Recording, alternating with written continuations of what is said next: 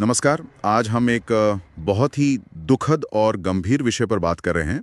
अहमदाबाद में जो air India की फ़्लाइट 171 का हादसा हुआ है, हमारे पास जो स्रोत हैं वो इस बारे में ताज़ा जानकारी दे रहे हैं।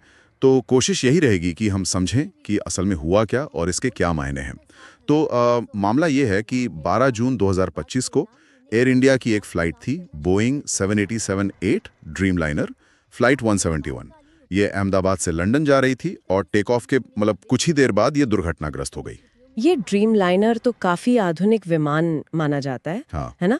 और जो आंकड़े आ रहे हैं वो तो वाकई दिल दहलाने वाले हैं।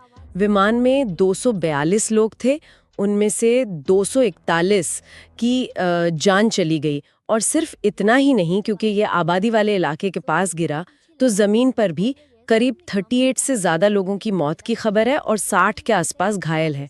बहुत ही भयानक। लेकिन इस पूरी त्रासदी में एक अविश्वसनीय सी बात भी है। एक यात्री हैं विश्वास कुमार रमेश, वो एग्जिट रो में थे और वो बच गए हैं चमत्कारिक रूप से।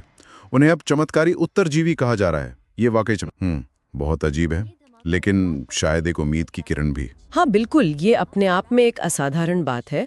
और जो शुरुआती संकेत मिल रहे हैं हादसे को लेकर, वो इशारा कर रहे हैं कि शायद टेक ऑफ के फौरन बाद ही, जब विमान कोई 500-600 फीट की ऊंचाई पर रहा होगा, तभी इंजन ने पूरी तरह से पावर खो दी, जिससे शायद पायलट का नियंत्रण चला गया।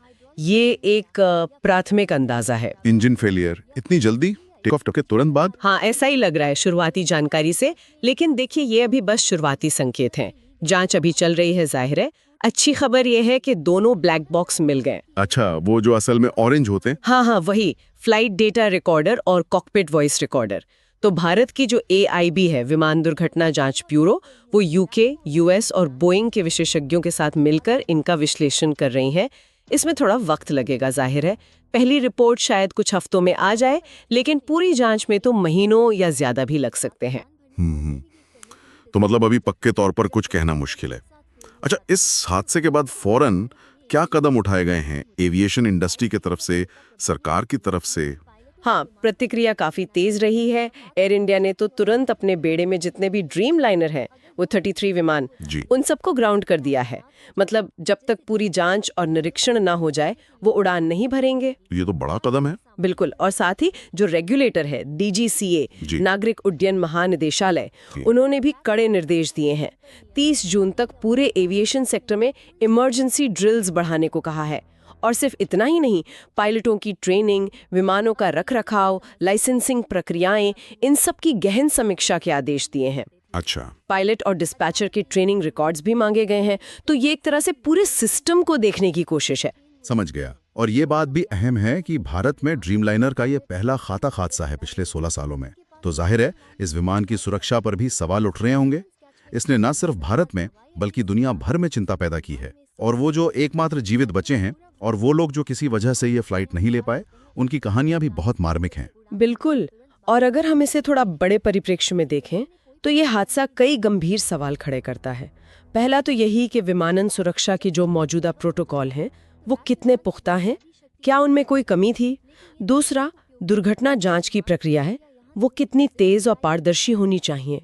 और तीसरा, ये जो नई तकनीक है जैसे ड्रीमलाइनर, इसके प्रबंधन में क्या चुनौतियां हैं, ये कितना सुरक्षित है?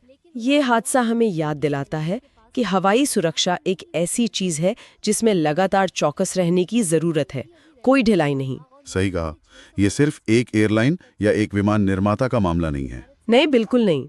ये पूरे वैश्विक विमानन उद्योग के लिए एक तरह का वेकअप कॉल है। तो अगर हम अब तक की सारी बातचीत का सार निकालें, 12 जून एयर इंडिया फ्लाइट 171 अहमदाबाद में क्रैश।